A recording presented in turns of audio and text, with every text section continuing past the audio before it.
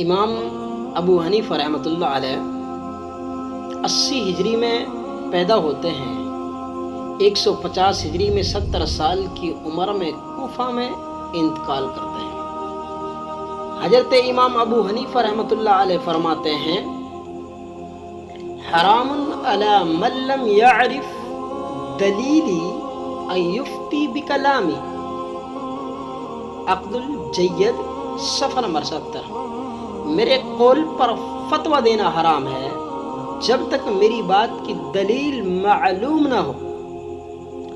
اذا قلت قولا وکتاب اللہ یخالفہ فاترکوا قولی بکتاب اللہ، فقیل اذا كان قول الرسول اللہ یخالفہ قال اترکوا قولی بقول رسول اللہ، فقیل اذا كان قول الصحابی یخالفہ قال اترکوا قولی بقول الصحابی، عقد الجید صفحہ نمبر 53۔ جب میرا قول قرآن کے خلاف ہو تو اسے چھوڑ دو۔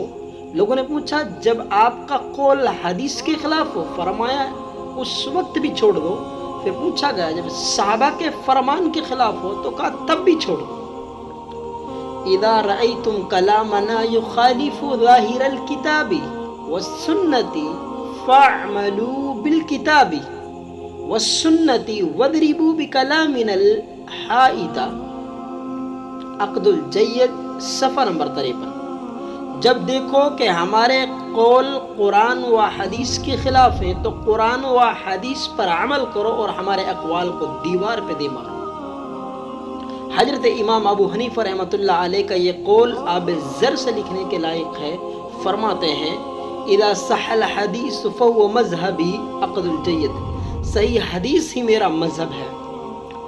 ما جاء عن رسول اللہ صلی اللہ علیہ وسلم فبالراس والعین،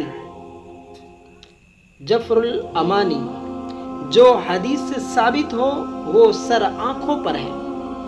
قال الامام ابو حنیفہ لا تقلدنی ولا تقلد مالکا ولا غیرہ وخذ الاحکام من حیث اخذوا من الکتاب والسنت، میری تقلید نہ کرو اور نہ مالک رحمۃ اللہ علیہ کی اور نہ کسی اور احکام دین وہاں سے لینا جہاں سے انہوں نے لیے ہیں، یعنی قرآن و حدیث سے۔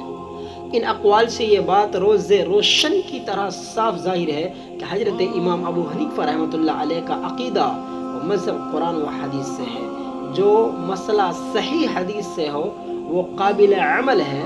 اس کے علاوہ فرمایا کہ میری تقلید نہ کرنا اور نہ ہی بغیر دلیل کے میری باتوں کو ماننا، صرف قرآن و حدیث پر عمل کرنا۔